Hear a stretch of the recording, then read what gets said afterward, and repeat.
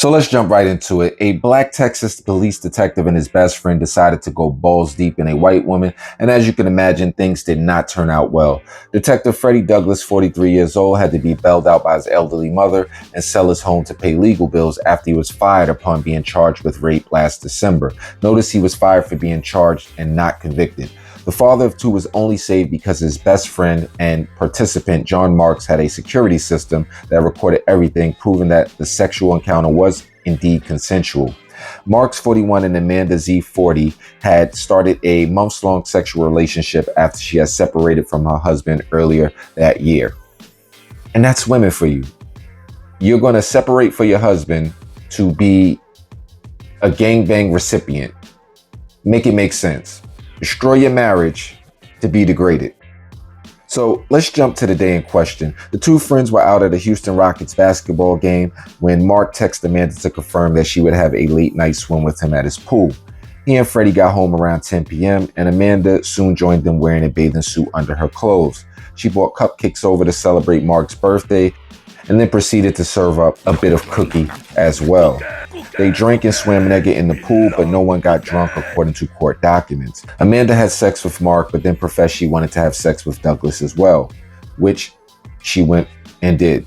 She was recorded on video and audio laughing and joking before and after the encounter and just mingling after everything was said and done.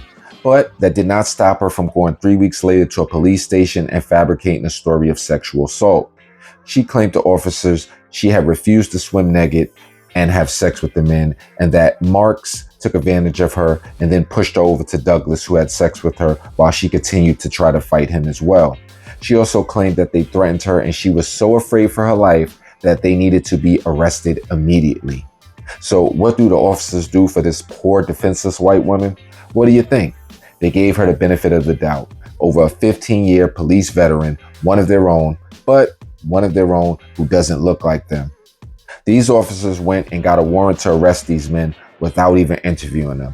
And what makes the story egregious is they were told about the video evidence from the very beginning and they still went through with the charges without checking the footage. Even after seeing the footage, the police department still would not drop the charges and sent the case over to the grand jury, who dismissed both charges for both men. Now, both men are suing the police department and suing Amanda personally, which I'm glad they're doing, because these women, they gotta be held accountable. Amanda's home is worth $600,000, so hopefully after they sue her and win, she'll be living on the streets. Because women that lie about these situations need to be dealt with accordingly. There has to be some penalty for false accusations. She needs to be charged and sentenced just like they were going to be charged and sentenced.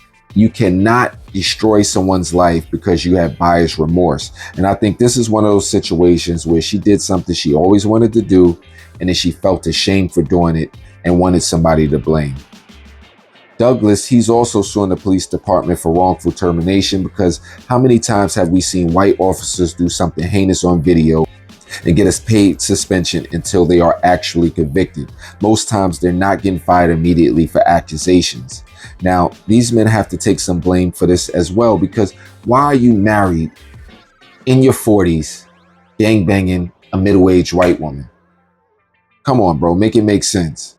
After the charges were dropped, Freddie thanked his wife for being supportive of him on Facebook. But bro, you already embarrassed your family. And even if you stay married, the marriage is not going to be the same. And you did this to have what? Sex with a middle-aged divorcee? Bro really lost his home and destroyed his life for a lack of discipline. And if there's anything you guys can learn from this, is you got to be disciplined. Extramarital sex is not worth losing your career or losing your family. I feel like as a black man, you're already taking a risk dating these white women. And you are really setting yourself up for failure by having a threesome. Because I could tell you, 2 black men and 1 white woman, nobody wants to hear your side of the story after she tells hers. Brother, the best solution to these situations is to not put yourself in this situation at all. Douglas said he was humiliated and embarrassed around town. Everybody was looking at him as if he was guilty. But bro, you embarrassed yourself. So let me know how you guys feel in the comment section. With that being said, it's your boy, Mr. Rice. If you knew better, you do better. I'll holla, like, comment, and subscribe. Until next time, peace. Peace.